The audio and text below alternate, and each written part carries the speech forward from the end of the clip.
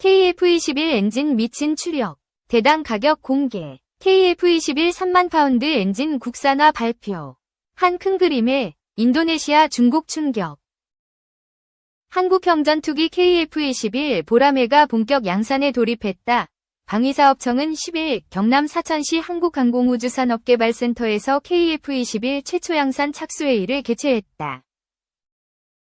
앞서 방사청은 지난 3월 22일 제160회 방위사업추진위원회에서 KF-21 최초 양산 계획을 의결했고, 지난달 25일에는 항공기와 엔진, 능동 이상배열 레이더 제작업체인 KAI와 한화에어로스페이스, 한화시스템과 최초 양산 우선 물량에 대해 각각 양산 계약을 체결한 바 있다. 올해부터 2027년까지 20대를 양산하는 계약으로 약 2조 6,320억 원 규모다. 한경호 방사청 미래전력사업본부장 주관으로 진행된 회의에는 국방부와 합동참모본부, 공군, 국방과학연구소, 계약기업 등 관련 기관 관계자가 참석했다.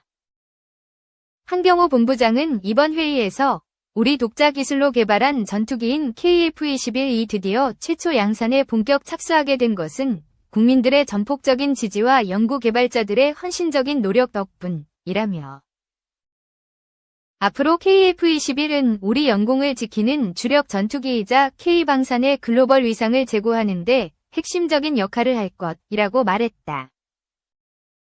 이어 성공적인 양산을 위해 계약기간 동안 정부와 관련 기관, 기업 간의 긴밀하고 지속적인 소통과 협력이 무엇보다 중요하다고 강조했다. 이번 회의에서 KAI는 양산 1호 기조립 착공을 기념하는 행사를 개최하고 국내에서 개발된 최첨단 자동화 설비를 공개했다. 시설을 둘러본 회의 참석자들은 자동화 공정 도입으로 조립 과정의 정확도가 높아지고 생산 효율이 극대화돼 제작기간 단축에 기여할 것으로 기대했다. 또 군으로 적기에 인도되는 것은 물론 향후 수출이 성사되면 생산성을 확보하는 동반 상승 효과도 낼 수 있을 것으로 전망했다. 방사청은 KF-21 양산 1호기는 2026년 말 공군에 인도돼 전력화할 예정이라며 국방부, 합참, 공군 등 관련 기관 및 계약기업과 긴밀하게 협업해 성공적인 사업 수행을 위해 노력할 것이라고 밝혔다. 2. 장난감 아닌 무기. 재조명되는 드론. 세계 각지의 전장에서는 저렴한 민수용 드론이 미사일이나 로켓 못지않게 효과적인 공격용 무기로 사용되고 있다. 저가 드론의 무기화가 빠르게 진행되면서 드론 방어용 무기에 대한 관심이 커지고 있다. 다양한 무기를 중에서 가성비를 기대할 수 있는 레이저 무기가 재조명되고 있다. 2010년대 중반부터 드론을 이용한 테러 발생 우려 등이 커짐에 따라 다양한 드론 방어용 무기 체계가 개발되어 왔다. 드론 방어용 무기 체계는 크게 드론을 탐지, 추적하는 대드론 체계와 드론을 무력화하는 안티-드론 체계로 나뉜다. 안티-드론 체계는 GPS 교란, 주파수 간섭, 원격 조종 시스템 탈취 등으로 드론의 조종을 방해하는 재밍이나 특정 지역에 드론이 접근하지 못하게 방해하는 지오펜싱 등 드론의 비행을 방해하는 소프트 킬 방식과 직접 드론을 공격해서 격추시키는 하드 킬 방식의 미사일, 대공포, 충돌형 드론, 지향성 에너지 무기 등이 있다. 대중에게 다소 생소한 지향성 에너지 무기는 고출력 마이크로파나 레이저 등 고출력 에너지를 목표물에 집중시켜 전자회로나 드론의 몸체를 파괴하고 무력화하는 기술이다. 우크라이나 전쟁을 통해 저렴한 민수용 드론이 효과적인 공격용 무기라는 점이 입증되었다. 전력에서 열세이던 우크라이나군이 전쟁 초기부터 민수용인 DJI 드론이나 취미용으로 쓰이던 FPV 드론 등으로 러시아군의 막강한 기갑 전력을 공격해서 우수한 전적을 거두어왔기 때문이다. 이후 세계 각지에서 미사일이나 로켓 대신 드론을 공격용 무기로 사용하는 빈도가 대폭 늘어났다. 아시아와 유럽을 잇는 주요 항로인 홍해에서는 예멘의 후티 반군이 팔레스타인 지지를 내세우면서 드론으로 각국의 민간 선박을 공격하고 있다. 중동에서는 하마스, 헤즈볼라 등 무장단체가 드론으로 이스라엘을 공격하고 있다. 저렴한 공격용 드론의 확산은 반대급부로 가성비 있는 드론 방어용 무기 체계에 대한 관심을 유발했다. 후티 반군이 민간 선박 공격에 사용하는 이란제 드론 샤헤드의 대당 가격은 약 2,000년에서 2만 달러, 약 280만 물결표 2,800만 원라고 한다. 미 해군은 민간 선박 보호를 위해 후티 반군의 드론을 요격하기 위해 한 발당 180만 달러, 약 25억 원, 위 시스페로 미사일과 최대 210만 달러, 약 29억 원에 달하는 SM-2 함대공 미사일을 사용하고 있다. 미 해군의 미사일 단가는 이란제 드론보다 최대 1000배 비싸다. 더군다나 사용분을 보충하기 위해 새로 생산하는 데 몇 달이나 걸리고 현지에 배치하는 데도 시간이 걸린다.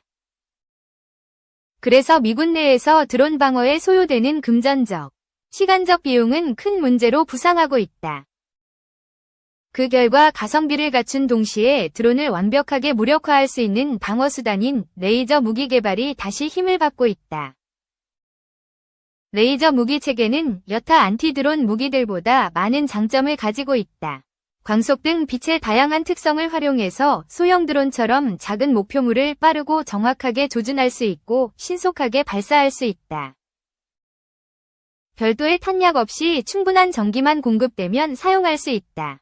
동시에 대량 발사할 수 있어서 다수의 드론이 무리지어 공격하더라도 모두 대응할 수 있다.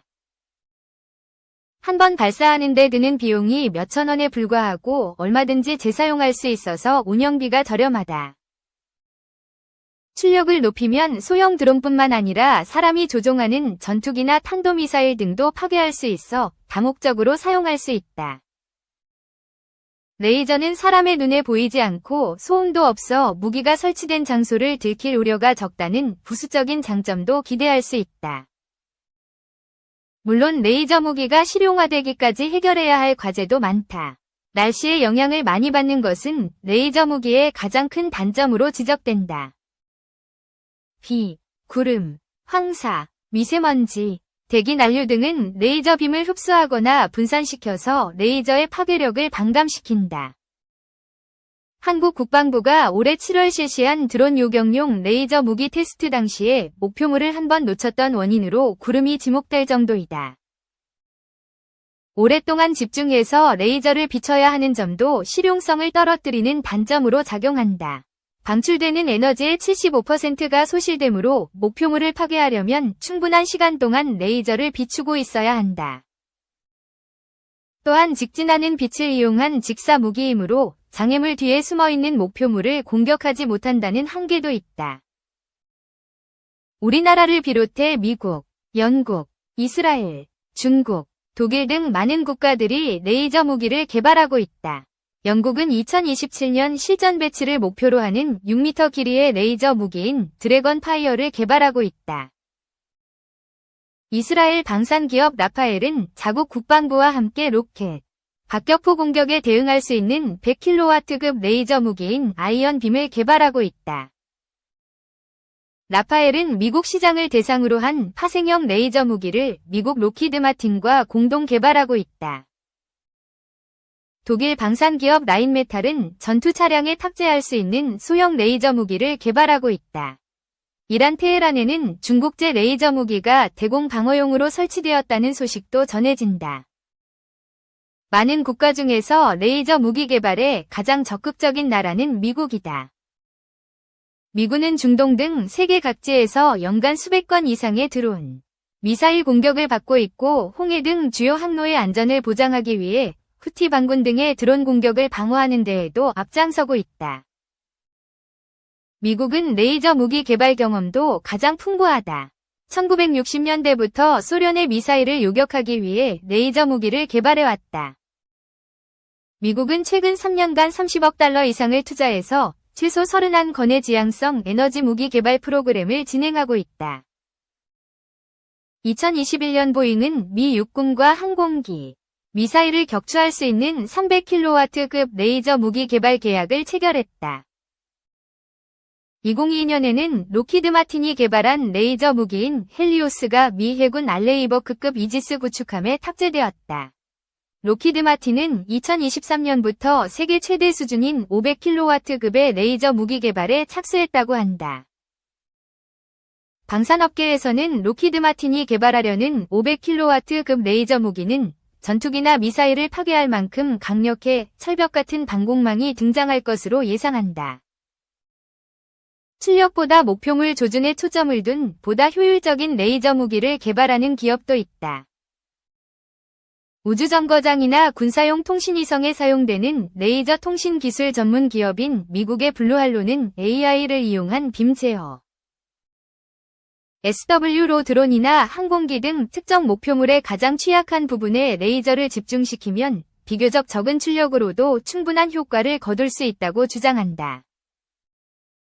블루할로가 만든 레이저 무기 로커스트는 2022년부터 해외 일선에 배치된 것으로 알려졌으며 실전에 참가해 전과를 거두었다는 소식도 들려온다. 현재 미군에 배치된 레이저 무기들의 출력은 드론의 전자회로를 태워 정상 비행을 방해할 수 있는 50에서 60kW 수준이다. 하지만 미국 정부는 2025년경에 순항미사일을 요격할 수 있는 500kW급을 개발하고 2030년경에는 탄도미사일이나 극초음속 미사일을 요격할 수 있는 1MW급의 레이저 무기를 개발할 수 있을 것으로 예상한다고 한다.